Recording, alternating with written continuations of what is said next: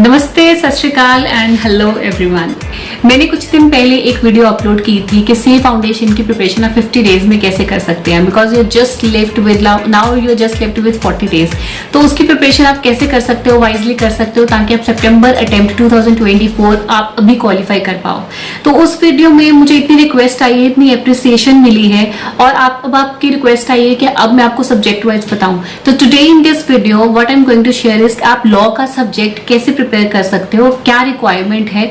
और इस वीडियो को मैंने 3 पार्ट्स में डिवाइड किया है, so stay tuned with that, because video बहुत लंबी हो जाती है तो हम सुनते भी नहीं है। So what I am going to do is I am going to divide the video in 3 parts, और उसमें आपको स्टेप बाय स्टेप मैं आपको वाइजली बताऊंगी कि कैसे लॉ प्रिपेयर कर सकते हैं ताकि आप इसी अटेम्प्ट में अच्छे मार्क्स से क्वालिफाई कर सको।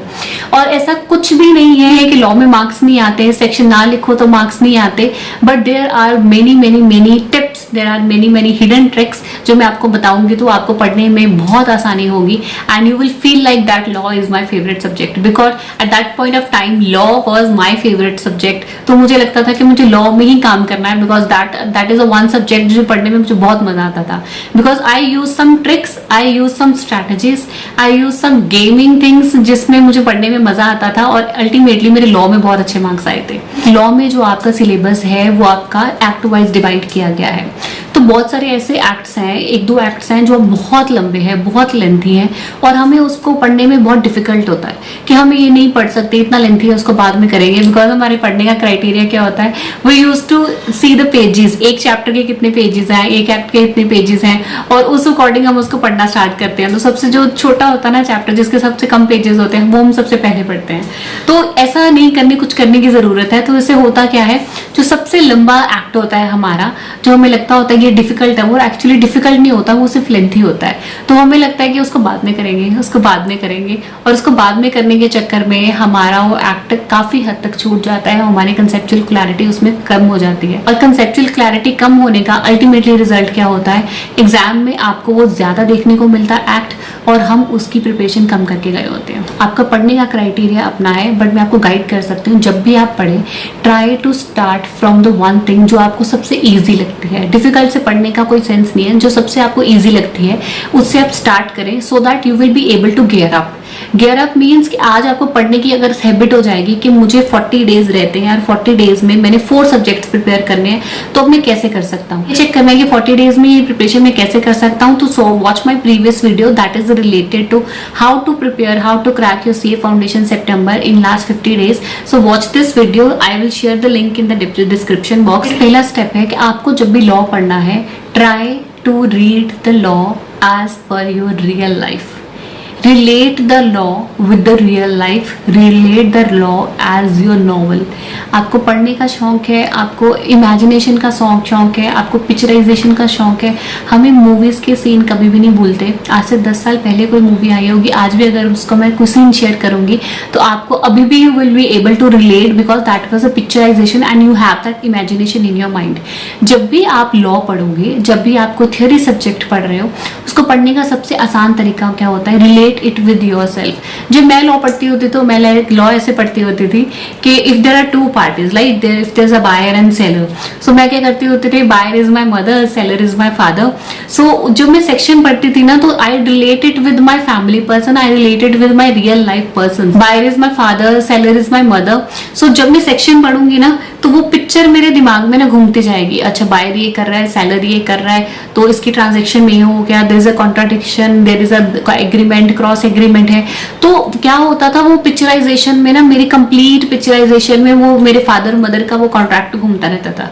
तो होता क्या था, I will able to relate with the real life. और वो जब भी कोई ट्रांजेक्शन आती थी, मुझे कभी भी भूलती नहीं थी, कभी भी नहीं भूलती थी। क्यों?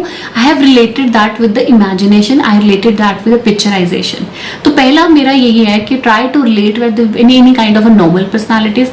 जो आपने नॉवल कोई पढ़ा होगा, आपने कोई बुक पढ़ी है, आपने कोई पोएम पढ़ी है, आपको कोई एक्टर्स पसंद है, आपको कोई सॉन्ग पसंद है, try to relate that buyer and seller, 2 parties 3 parties relate with that. So आपको क्या होगा, आपको याद करने में बहुत आसानी होगी, बिकॉज आप उससे रिलेट कर रहे हो, जिससे आपको बहुत चीजें अच्छी लगती है ना। अब ये में गाना अच्छा लगता है, तौबा तौबा, so relate that with Vicky Kaushal and Karan Aujla. तो क्या होगा, आपको वो चीज ना आपके दिमाग में घूम रही है and you will be able to relate that with your real life because आपने वो पिक्चराइजेशन भी देखी हुई है. But moreover what I use to do is I use to relate it with my real life persons. मेरी family में persons जो है, मेरे फ्रेंड्स में है, मैं उनसे रिलेट करके पढ़ती होती थी. सेकेंड पॉइंट क्या है, जब भी हम थ्योरी सब्जेक्ट पढ़ते हैं तो हमें लगता है कि हमें इस चीज़ को ना क्रैम करना है. अगर मैं यहाँ से भूल गया, मैं यहाँ से भूल गया, there is nothing like that. ऐसे कभी भी आपसे ये चीज़ डिमांड नहीं करता कि आपको थ्योरेटिकली आपको क्रैम करनी है चीज़, मुझे टू द पॉइंट आंसर चाहिए या मुझे ऐसे की बुकिश लैंग्वेज चाहिए. There is nothing like that. ऐसी कोई एक्सपेक्टेशन नहीं है. बट ये एक चीज़ आपको बताती हूँ कि जब भी हम लॉ पढ़ रहे हैं, इसका मतलब है दैट इज अ लैंग्वेज. अगर मुझे कोर्ट के सामने अपना केस प्रिटेंड करना है, अगर कोर्ट के सामने अपना केस प्रोसीड करना है, तो मुझे वो लॉ की लैंग्वेज में ही प्रोसीड करना पड़ेगा. उसको नॉर्मल लैंग्वेज में केस अपना नहीं प्रोसीड कर सकती, मुझे वो लॉ लैंग्वेज में ही प्रोसीड करना है. इसका मतलब है अगर आप लॉ लैंग्वेज यूज कर रहे हो, अगर लॉ का पेपर अटेम्प्ट कर रहे हो, that has to be in a law language. अगर आपका कोई सेक्शन है, कोई वर्ड है that is assessment and appeals, तो वो असेसमेंट एंड अपील्स ही रहेगा. There is no alternate towards it. जो आपके कीवर्ड्स हैं, I use to use the word keywords, जो आपके कीवर्ड्स हैं वो कीवर्ड्स लॉ के जो लॉ में ही रहेंगे. अगर आप पेपर में लिखने के बजाय जब रिमेंबर करते हो, याद करते हो, अगर आप उसको कीवर्ड्स से रिमेंबर करोगे, कीवर्ड से याद करोगे, क्रैम नहीं करोगे, याद करोगे, अंडरस्टैंड करोगे, तो आप जो लॉ का पेपर है वो वाइजली अटेम्प्ट कर पाओगे. क्योंकि अगर आपने पेपर में लॉ अपनी अंडरस्टैंडिंग से लिखना है, इसका मतलब है लिखने के बाद you have to use add on the keywords also. सिर्फ उसको अपनी अंडरस्टैंडिंग से नॉर्मल लैंग्वेज से लिख के आओगे तो लॉ नहीं रहेगा, वो आपकी प्लेन लैंग्वेज हो जाएगी. So that is not acceptable. So आपको ट्रिक क्या है, जब भी आप लॉ पढ़ रहे हो तो लॉ पढ़ते टाइम अपनी बुक के ऊपर जो कीवर्ड्स हैं उसको अंडरलाइन कर लो. इंस्टेड कि मैं पूरी लाइन को अंडरलाइन करूं, बिकॉज जब भी हम पेपर अटेम्प्ट करते हैं तो क्वेश्चन अगर मेरे दिमाग में आ रहा है तो सोचने के टाइम मेरे दिमाग में वो पिक्चराइजेशन आती है कि बुक में इस पेज पे ये लिखा हुआ था. Right, this is true. तो हमें याद आ जाता है धीरे धीरे, अच्छा ये मैंने अंडरलाइन किया हुआ था, यहाँ पे मैंने साइड पे कुछ लिखा हुआ था. तो कंप्लीट पिक्चर क्या है, धीरे धीरे एग्जाम अटेम्प्ट करते ना मेरे दिमाग में आती जाती है, because this is visionary, imaginary. तो मेरे दिमाग में एक पिक्चराइजेशन आ रही है. तो मुझे क्या करना है, what I have to use to do is, मुझे बुक में कंप्लीट लाइन जो है उसको अंडरलाइन नहीं करना.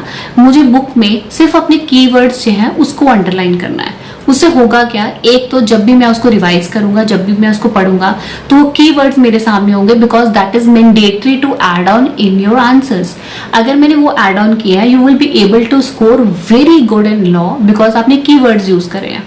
उसके बाद मैं सेक्शंस के ऊपर भी आऊंगी, बट अगर आपने कीवर्ड्स यूज करे हैं उसको याद कैसे रखोगे. अब मैंने जो चीज अंडरलाइन करी है वो मैंने याद करने के लिए करी है, ठीक है, तो मैंने उसको अंडरलाइन कर लिया. तो जब भी पेपर में क्वेश्चन आएगा ना, तो मुझे वो कीवर्ड्स क्या है बुक का, मुझे इमेजिनेशन याद आएगी, पूरी इमेज याद आ जाएगी. तो मैं वो कीवर्ड्स अपने पेपर में भी लिख पाऊंगा बिकॉज वो मैंने पढ़े हुए हैं. तो मुझे पूरी लाइन अंडरलाइन नहीं करनी, मोस्टेस्ट मुझे कीवर्ड्स याद कर. थर्ड पॉइंट, हमारा फोकस अगर है कि मुझे सिर्फ और सिर्फ पास होना है इस एग्जामिनेशन में, मुझे सिर्फ सी फाउंडेशन क्लियर करनी है, तो मैं आपको बताती हूँ आपको सेक्शंस याद करने के ऊपर फोकस करने की कोई भी जरूरत नहीं है. What you need to focus more is to the conceptual clarity. अगर आपको कंसेप्चुअल क्लैरिटी है तो आप अपना पेपर अच्छे से अटेम्प्ट कर पाओगे. Conceptual clarity, understand through the real life and underline the keywords. अगर आप इन 3 बेस के ऊपर चलोगे तो you will be able to score good marks in your law और आप अच्छे से पास हो जाओगे, आपको उसका कोई प्रॉब्लम नहीं है. बट अगर आपका पॉइंट ऑफ व्यू है कि मुझे 60 इसमें प्लस स्कोर करने हैं, बिकॉज आपको अच्छी स्कोर लानी है, 60 लाने हैं, 70 लाने हैं, तो वन एडवाइस इज तब आप सेक्शंस याद रखो. तो मैं सेक्शंस कैसे याद रखती थी, तो मैं सेक्शंस को ना एक स्टोरी की तरह याद रखती थी. उसका एक चार्ट बना लेती थी. आने के बाद मैं उसको पूरा लिखने के बाद I use to create a story through my real life. आज अगर मेरी सिचुएशन क्या चल रही है उसके रिलेटेड मैं उसको एक स्टोरी में कन्वर्ट कर लेती थी, so that I will be able to recall. तो उसमें क्या है, तो मैंने पूरी स्टोरी बना ली, आ रहे हैं मैंने उसको स्टोरी से याद कर लिया. तो क्या होगा, मुझे स्टोरी से याद करने के बाद मुझे उसका नंबर भी याद होगा because this is number wise.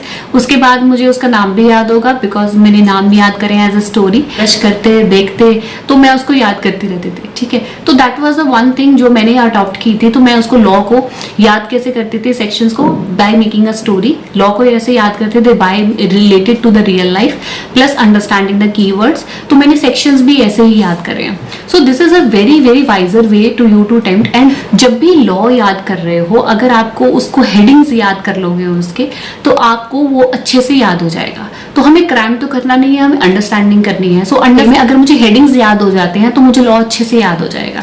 तो आपको अभी right now what you have to do is firstly prepare your plan कि मेरा आगे के दिनों में प्लान क्या होने वाला है, शेड्यूल क्या होने वाला है. For that you can watch my previous video. First video was related to C foundation prepare in 50 days. Second video है फ्रेम्ड इट, जो फेल हो गए हैं अभी बिकॉज ICI का रिजल्ट अगर 14% आया है तो बाकी जो बच्चे फेल हुए हैं 85-86% जो फेल हुए हैं, क्या उनको रीस्टार्ट करना चाहिए कि नहीं करना चाहिए. Genuine advice from my side. So this video I am related to it कि पहले अपना शेड्यूल बनाओ कि मुझे कब पढ़ना है, कैसे पढ़ना है. पढ़ने के शेड्यूल बनाने के बाद then you start preparing for this law subject. और उसमें आपको बहुत नॉर्मल चीज़ें मैंने बताई हैं, रियल लाइफ से रिलेट करो, अपने कंसेप्ट को अंडरस्टैंड करो, क्रैम मत करो. उसके बाद आपको जो कीवर्ड्स हैं उसको अंडरलाइन करना है एंड आपको सेक्शंस कैसे याद करने हैं, सब चीज़ें आप आराम से कर लोगे because I use to relate with real life. Video बहुत लंबी हो गई है अभी, तो इतना ज़्यादा हम देख भी नहीं सकते. ठीक है, so in the next video I be हमें केस स्टडीज कैसे अटेम्प्ट करनी है, कैसे याद करनी है, कैसे उसके प्रिपेयर आपको लॉ का पेपर कैसे अटेम्प्ट करना है, कैसे उसको रिवाइज करना है, कैसे आप अपनी स्ट्रैटेजी बना सकते हो सारी. I be sharing that in a very next video और आपको जल्दी वो मिल जाएगी बिकॉज आई एम ट्राइंग कि मैं आपको जल्दी 1 डे में एक वीडियो दे दूँ because of my busy schedule मैं वीडियोज नहीं लॉन्च कर पाई. If you have any queries, if you have any suggestions, because we are in the channel that let's learn together and grow together. So अगर आपको कोई assistance चाहिए तो you drop down your queries and do share this video in your circle and before that do subscribe my channel. And one more thing is I think मेरे subscribers जो हैं उन्होंने notification on नहीं कर रखी है. So do on the notification है उसको आप दबा दें because when ever I come online आपको नोटिफिकेशन आ जाएगा. When I be sharing any video तो वो भी आपको नोटिफिकेशन आ जाएगा. आपको अब देखनी है बाद में देखनी है, that is your decision, but आपको एक नोटिफिकेशन जरूर आ जाएगा if you press the bell icon. So do subscribe my channel, share it in your circle and thank you so much. All the very best wishes from my side. If you have any query, do drop in the comment box. Till now, take care of yourself, keep smiling and stay connected.